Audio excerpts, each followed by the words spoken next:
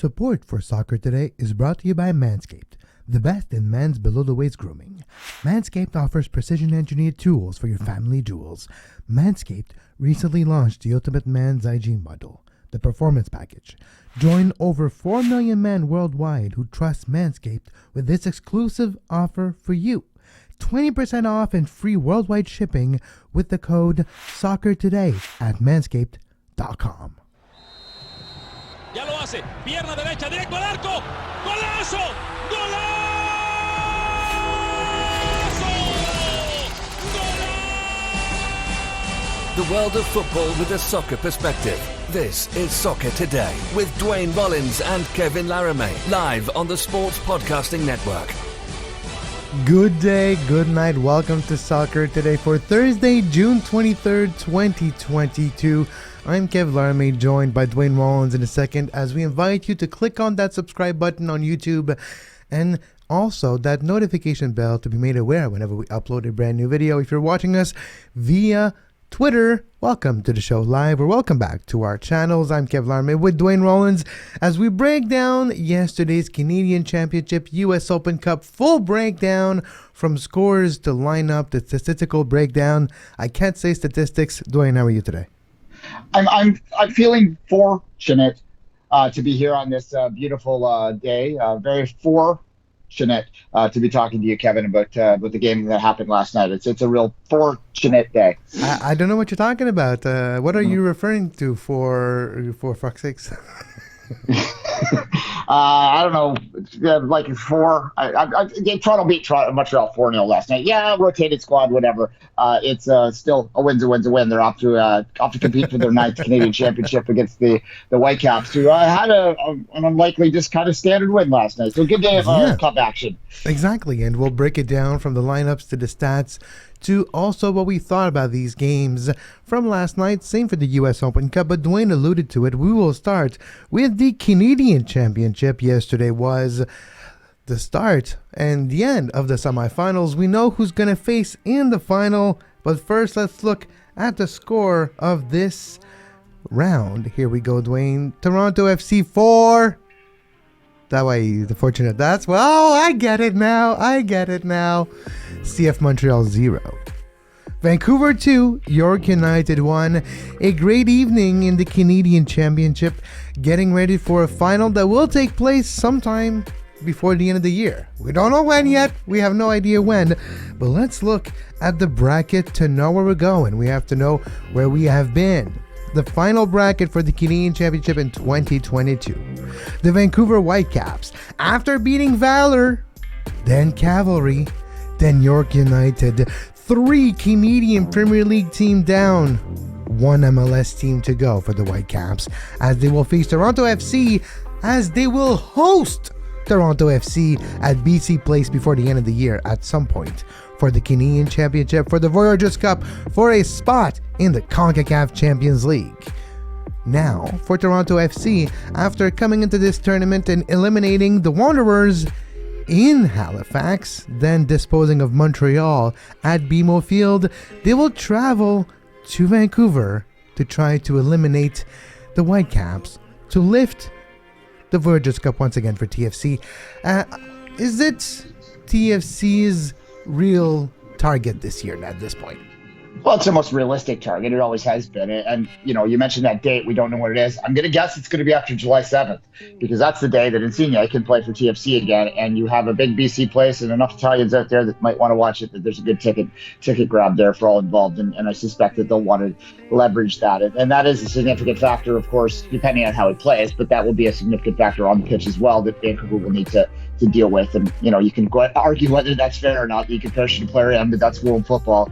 Happens when you go over 2 transfer windows. That's going to happen. It happens in England too. January players come in and play in the FA Cup and they didn't play at the start. So let's cut that talk off at the end.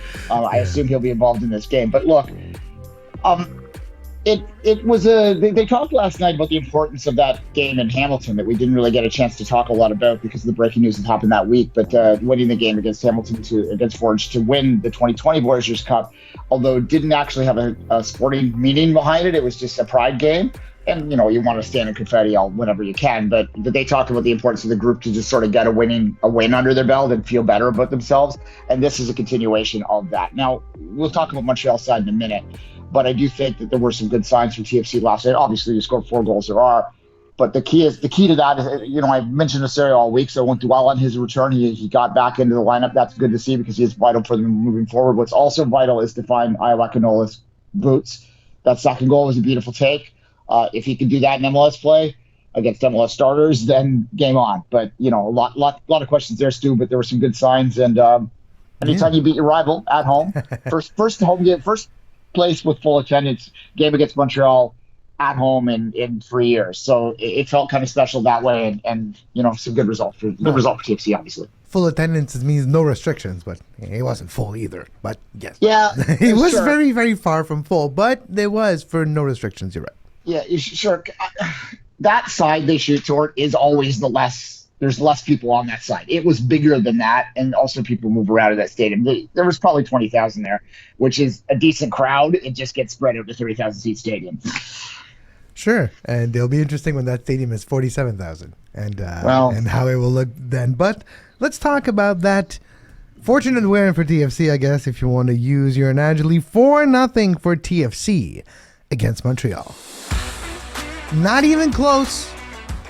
I was at the beginning when it was 0-0 for a few minutes. Saint-Pierre got an opportunity at the 3rd minute and the 20th minute and didn't convert. Montreal were the defending champions in this one, but it finished 4-0 for Toronto. A marker at BMO Field, a brace for Ayo Akinola. Jesus Jimenez scored once again, having a season all competition for the striker, the newest striker for TFC. Alejandro Pozuelo made it 4-0 just a few minutes later. 11 shots, 6 on target for a little bit over 50% for TFC. 40% possession, 81% pass accuracy for a 395 passes. But look at the fouls, big disparity, 5 for Toronto, 13 for Montreal. Montreal was after this game but never quite in it. 60% possession, that was score effect. Montreal had quite a depleted lineup, quite a 7 changes from their previous game, as Toronto FC had only 1. Let's look at the winners lineup before we move on. Very similar lineup as the game before, only Ralph Priso was different instead of David Kerr in this game.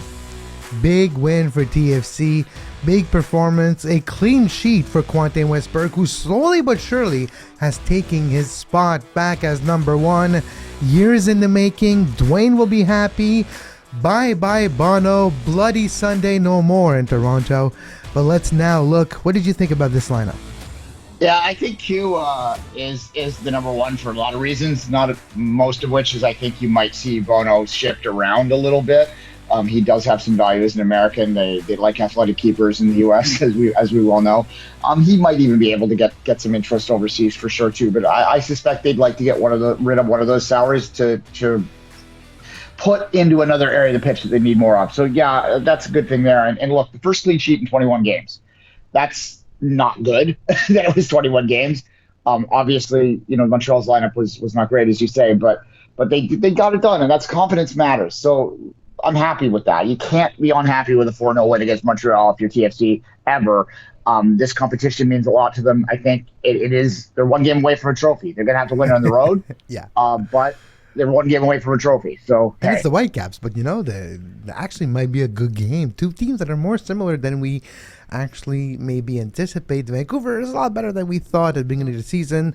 And that does coincide with Lucas Cavanilli's run of form, and he did also play well. We'll talk about that later on. We've talked about TFC's lineup. Let's look at Montreal's lineup. Montreal, of course, affected by multiple injuries, and we've seen some different lineup. This is 7 changes from the last game they lost in MLS 1-0 against Austin last Saturday. 7 changes.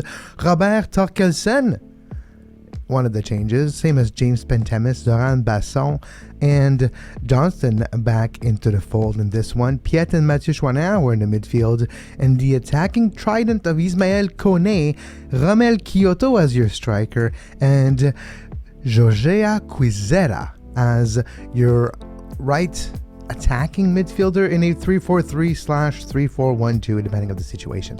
Montreal, with this makeshift lineup, conceded clearly by mistakes from James Pentemis to others. Defensively, this was a difficult game for Montreal. James Pentemis played better than a 4-0, but not enough to be in the conversation of should he play in MLS. For Montreal, Duane, this is clearly a decision of getting a result against Charlotte Saturday, having lost against Austin last Saturday, and thinking of MLS's regular season going forward, as they are 5th in the Eastern Conference standings, which we have talked about. That's a big difference. But when we continue to look at this possibility of seeing Montreal play well in the league, well, something had to give. And that was 4 goals that they given to the opposition. Yeah, I mean, they've lost 4 of their last 5 against MLS opposition, including that game last night. So they're clearly not going well at the moment. They've also allowed 12 goals in their last six games. The other win in that was against Forge, a depleted Forge team that was on, massive travel at that point. So this isn't a good run, and they have to turn it around, and they are prioritizing that clearly.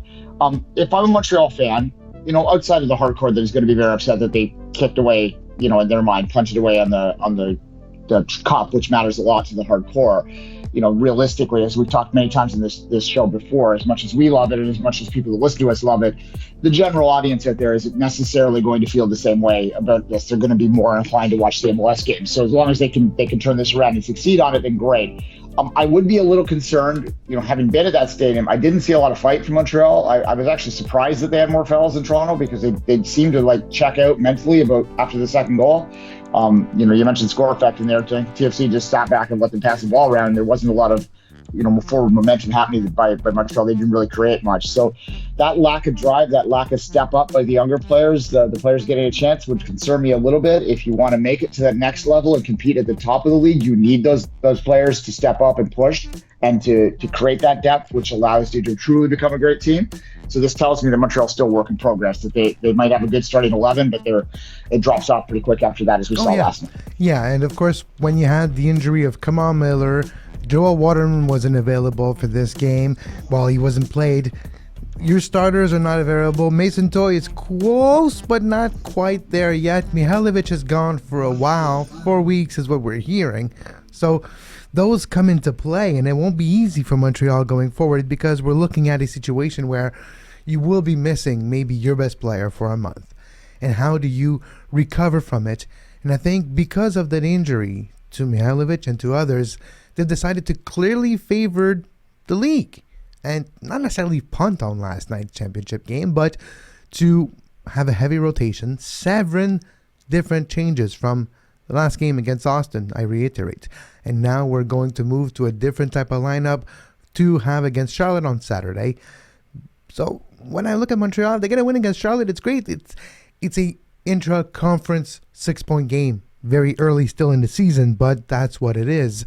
And I guess I'm okay with it, Duane. I'm okay with losing a Canadian Championship game to a rival. It hurts. It's never great. It's never fun. It's not ideal. But in the grand scheme of things, if you want to make the playoffs and in your MLS project, something had to give. Well, you better win Saturday. That's the bottom line. If you punt and then you don't win on the Saturday, then you've doubled down on the dome, really, at that point. So that's not ideal. We'll see. It's a key time for both Montreal and Toronto. They're going into a stretch of games that's going to make a lot of difference. I mean, in Toronto's case, they have four in a row at home over the next 2 weeks. So, if you don't make headway there, then you can start looking towards next season. If you do make hay there, then maybe you're back in the playoff conversation. Montreal's the same case. They can fall back into the pack. Are they going to stay up where they are, or is the train going to pull away and they fall back and they're scrambling for that line with the rest of them? Absolutely. Well, that's enough about this game, okay? We've talked about it for enough, okay? It's been for too long. We've been talking about this one, so we're going to move on to another great game that took place last night in the Canadian Championship. We're talking about Vancouver Whitecaps versus York United at BC Place. Fun night for the fans of those two teams. York United's run came to an end, but still, they showed some fight. They cut down the deficit to 1 goal late in this one. looking at the numbers and looking at everything, this was a professional victory by the Whitecaps. Not quite like the one we'll talk about later, because Omaha got destroyed in the US Open Cup. We'll look at that later after the break. But this one, Duane, Vancouver 2-1 against York United. 2 goals by Brian White, 17 shots, 6 on target.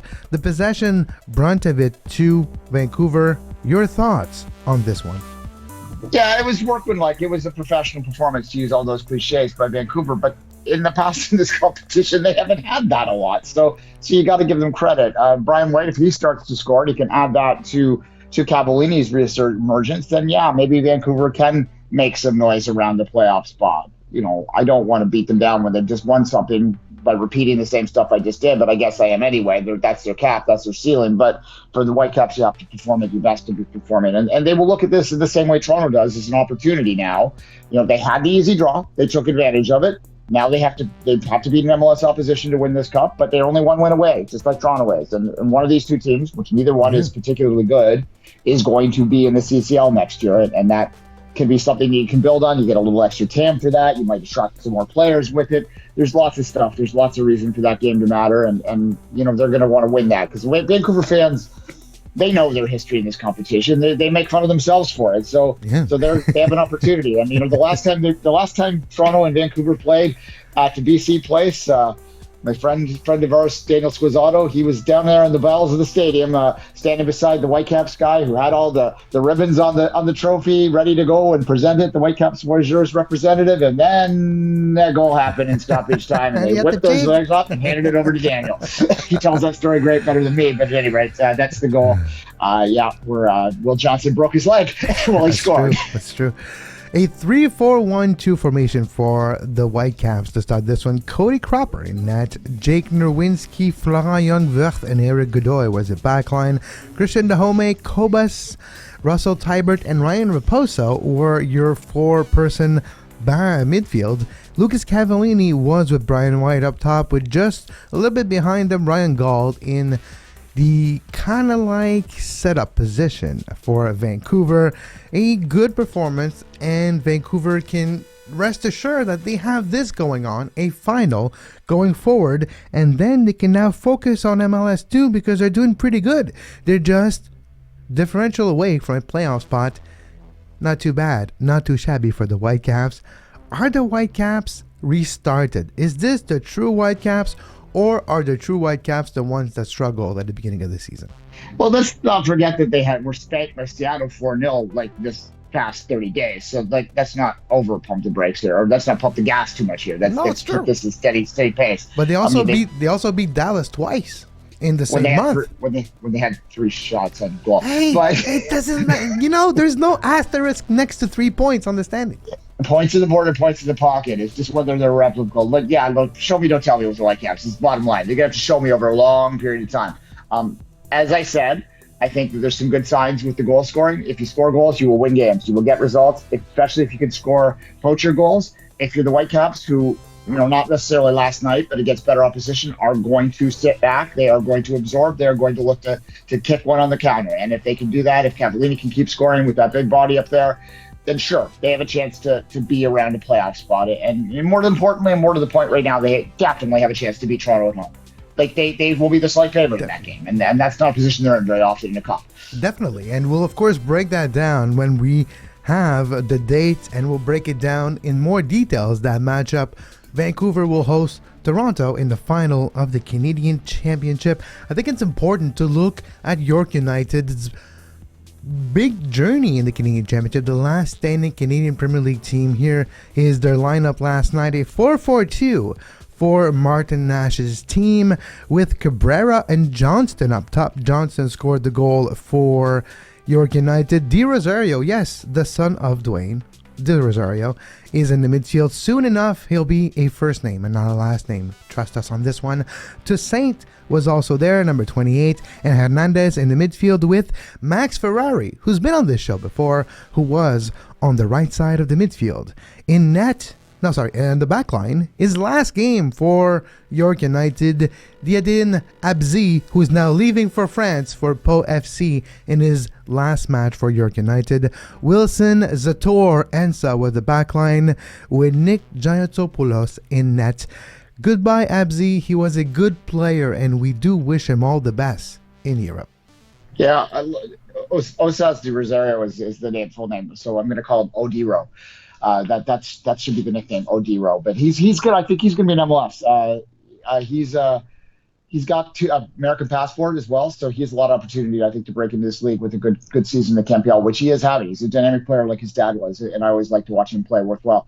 You mentioned Max Roy, good kid. Wish him all the well. If you haven't seen his miss from the weekend, Max, sometimes that happens. It's hard to miss from 3 feet away from the goal with a completely open net, but that happened in the weekend with the results there. Look, York deserves credit for getting this far.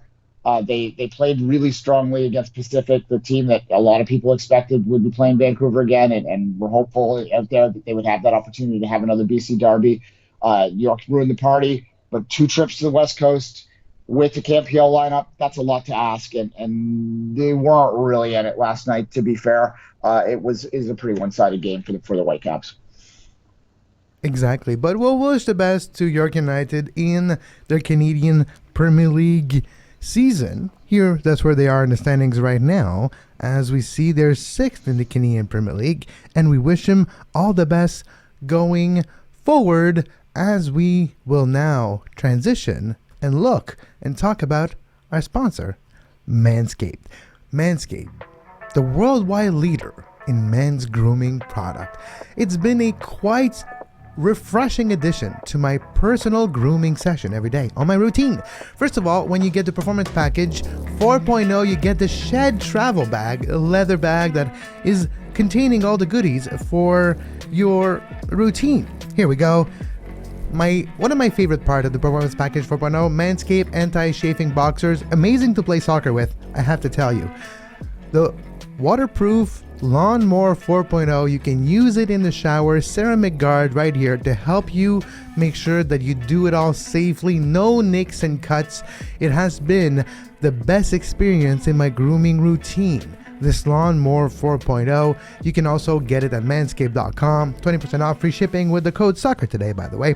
The Crop Preserver and the Toner, amazing product for your aftershave care everywhere on your personal aspect. And you also get the Weed Whacker for your ears and for your nose. As you get older, gentlemen, and if you are a woman watching the show, your partners, they also, it's the same. So, hairs, they don't just disappear. They go back in and they start to come out from the ears and the nose, and you need the Weed Whacker to make sure it's all taken care of. And you can get the Performance Package 4.0 on the website manscaped.com, and you get 20% off and free worldwide shipping with the code SOCCERTODAY. That's 20% off and free shipping with the code SOCCERTODAY at manscaped.com. Unlock your confidence and always have the right tools for the job with Manscaped. We'll be right back after this short break. You are listening to Soccer Today. Follow us on Twitter at SoccerTodaySPN and like our Facebook page, facebook.com/Sports Podcasting Network.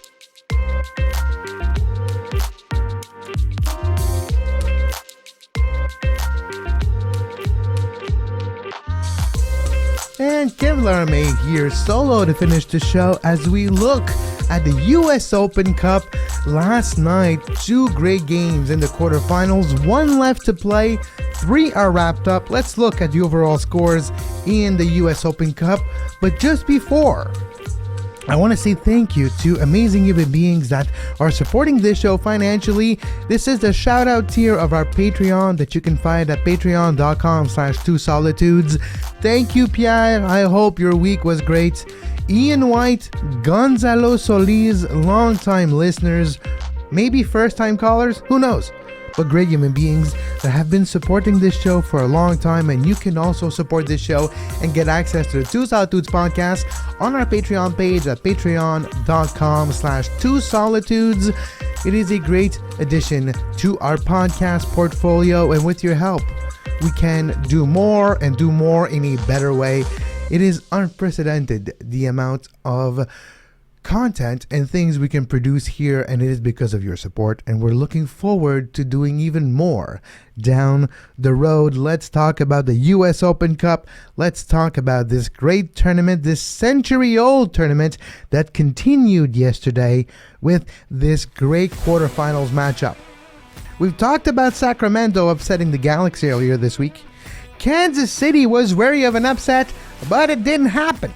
No, it did not. 6-0 against Union Omaha.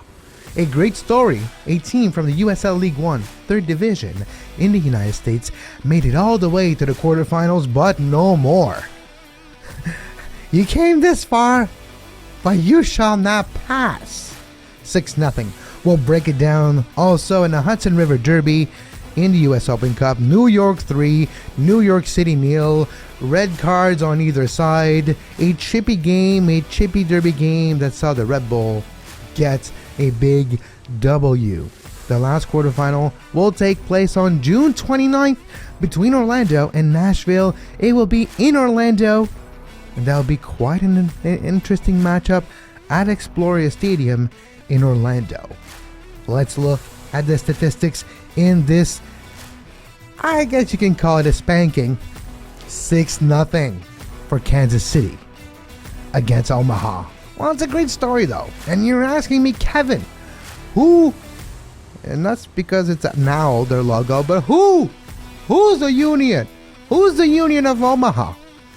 Well, they are the reigning, defending champions of the regular season of the USL League One in 2021.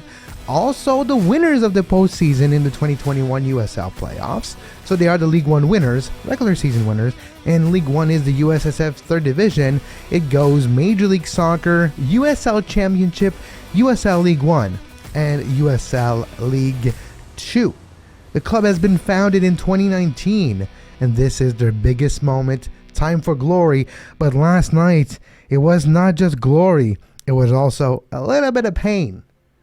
A lot of pain, I have to say. Not an easy one. 6-0. 2 goals for Daniel Chaloui. Courtney Ford scored also. Kyrie Shelton for Kansas City, and Felipe Hernandez scored a brace also. That's 6-0 if you made the count. 17 shots, 12 on target for Kansas City, 78% possession, 91% pass accuracy, 760 passes. Those are Barcelona in 2014 type of numbers. Those are dominating performances type of numbers. That is a spanking by Kansas City to Union Omaha, showing who's the person, who's the boss, who's in charge in this one. But Union Omaha, I congratulate your journey in this tournament, and I'm wishing you all the best going forward. It was a big spanking though. But congratulations, Kansas City, for getting the job done when you needed to, and maybe this will spark the result in league, because they are struggling in league. We can look at their result in Major League Soccer right now. They are 12th in the Western Conference standings, 16 points, far away, but only 4 points away from a playoff spot. Can they recover? Can they make it work? Can they come back on the other side and be maybe a bit better for it? That will be interesting to see if it's possible, because when I look at Kansas City, they're going to be in a transition mood very soon. Yes, he's still there, Zusi, but how long will he play? Is Daniel Chaloui the one for the long run? There's a lot of questions that's going to be asked in Kansas City after this season, even about Vermees. Does he have too many roles right now with the team? Should he just concentrate and maybe move in more of a president and sporting director type of move and have a younger type of manager come over and bring this project into the new generation? That's what's going to be taken seriously in Kansas City eventually. But before that happens, of course, now they will be in the semifinal of the US Open Cup, and it will be quite a run and maybe a trophy for Kansas City, as they're still not out of it in MLS. There's still possibilities for them to do well in the league, but they also have a chance to win a big trophy in a few weeks. Also, the Hudson River Derby, 3-0. Tom Edwards got a late red card in the 96th minute. Same for Maxime Morales. Thiago Andrade, 62nd minute, got a red card that did seal the deal for New York, as they were winning 1-0 at that point. Luquinhas doubled the lead for the Toros at the 70th minute, and Omir Fernandez made it 3-0 at the 90th +1. 9 shots, 5 on target, 34% possession. Those are very normal numbers for New York. They're a team that don't like to have the ball. They will stop you in transition and hit you on the counter. Hence the number of fouls New York has made in this one. 23 fouls against 16. The Red Bulls are a team that will break down your transition by pressing you hard in the midfield and creating those turnovers, and that is why you're seeing these type of numbers for this Hudson River Derby. New York continues on in this tournament, and the next matchup will be next Wednesday when Orlando hosts Nashville in the last quarterfinals, and then we will know who's facing each other in the semifinal of the US Open Cup. I hope you enjoyed today's show. You can follow me on Twitter at Kev Larme. You can follow Duane at 24th Minute and this show at Soccer Today SPN. We'll take a second and invite you to like our YouTube page, subscribe to our YouTube channel, and hit that notification bell. It helps us with the algorithm. We're on the way to 1,000 subscribers on the channel Soccer Today, and with your help, we can get there sooner rather than later. It's one of the ways to support us non-financially, to support us in a non-monetary wise. You can do so easily by subscribing to our YouTube channel, downloading the podcast that is available everywhere you get your favorite podcasts. Really helps us out. Another way that you can help us out, if you are in need of support, of ideas, of help, of a content creation idea spark, you can contact us here. It's myself and my team here at Spin Media Digital Solutions that can help bring your content creation to another level. From podcast consultancy, I or one of my team will look at your show and we can have a great conversation of how to bring it to another level together in a way that will make it your own and to a higher level of consciousness in the content creation department. And another way to help us out is by helping Manscaped.com. Code 20% off and free shipping when you go to Manscaped.com with the code Soccer Today. Performance Package 4.0 is available, and you can get 20% off and free worldwide delivery with the code Soccer Today at Manscaped.com. Unlock your confidence and always have the right tools for the job with Manscaped. Until next time, for Duane Rollins, I'm Kev Larme. We wish you a great soccer. You can find the podcast version of all the shows we do on iTunes, Apple Podcast, Google Play Store, TuneIn Radio, iHeartRadio, and anywhere you get your podcast.